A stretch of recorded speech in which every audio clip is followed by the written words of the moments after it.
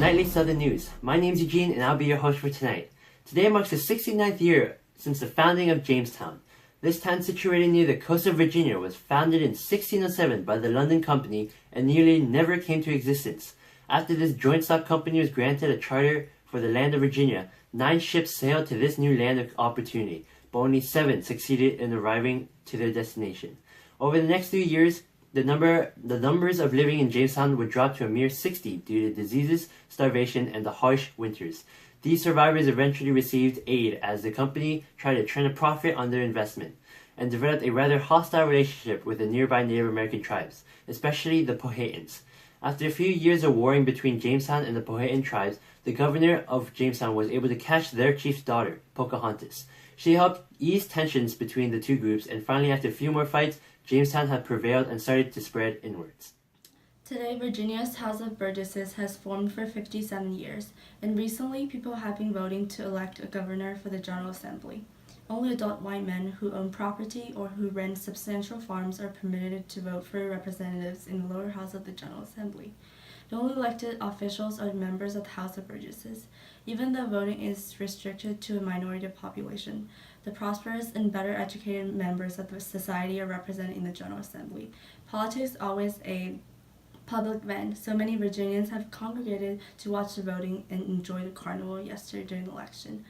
On a religious note, the Anglican Church was established by law in the Southern Colonies many years ago, causing many of the people to gather in churches for most of the days on Sundays.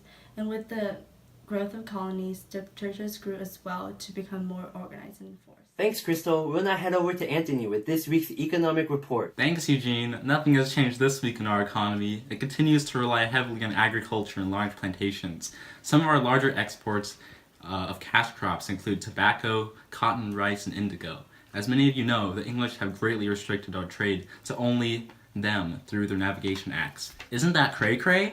We may need more slaves to improve our economy since they're responsible for most of the labor on our plantations. Speaking of which, here's Robert with our social characteristics. Thank you so much, Anthony Lee. There's an increase in slaves coming over here, especially from slave codes. This has definitely rebounded the labor back from indentured servitude, which hasn't been efficient enough.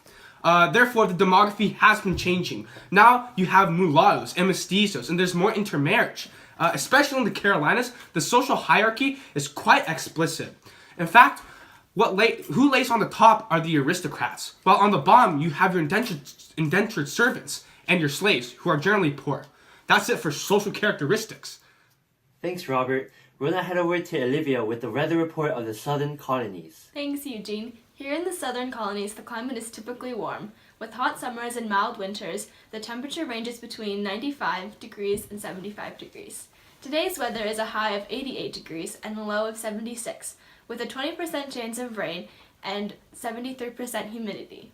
AM showers will be expected tomorrow. These hot and humid conditions are exclusive to our area and are responsible for the great agricultural economy we have here. Thanks, Olivia. Stay tuned after the break for this week's sporting events. This ad is sponsored by Jamestown Gougers, where wrestling means taking out other people's eyes. Gouging team! Out of our 100 matches, we've only lost 6 eyes. Tobacco solves all your problems. Having family problems? Smoke some tobacco. Having a rough winter? You gotta smoke some tobacco. Are you religiously persecuted? Smoke some tobacco. If you wanna be hype, smoke a pipe. You there, are you in search of some good opportunity? Well, now you can. With the head right system, you get some free land. Why stand old sloppy England where you gotta buy the bread yourself? Well, you can come here, get free land, and grow some bread yourself for free. In fact, bring everyone. Bring your family, your wife, your kids, the old cousin you hate. Because you know what? You get 100 acres for every person that comes over here. That's right, free land, and get it now. Well, welcome back. We'll now head to Neil with the local sports. This week, we had a major lacrosse game between the Cherokee and the Creek tribes in Georgia. The Cherokee and Creek have been longtime rivals, and in this game, the Creek came out on top in this little brother war. In clogging, we saw the champion of Savannah, Scout, square up against the champion of Jamestown, Atticus. After a few minutes of kicking each other's shins, Breaking news!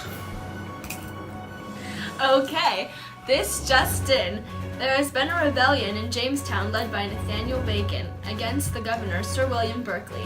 We are hearing that this former House of Burgesses representative has put out a list of grievances directed towards unfair taxation and the lack of action by Sir William Berkeley in response to conflicts between Native Americans and colonialists near the borders.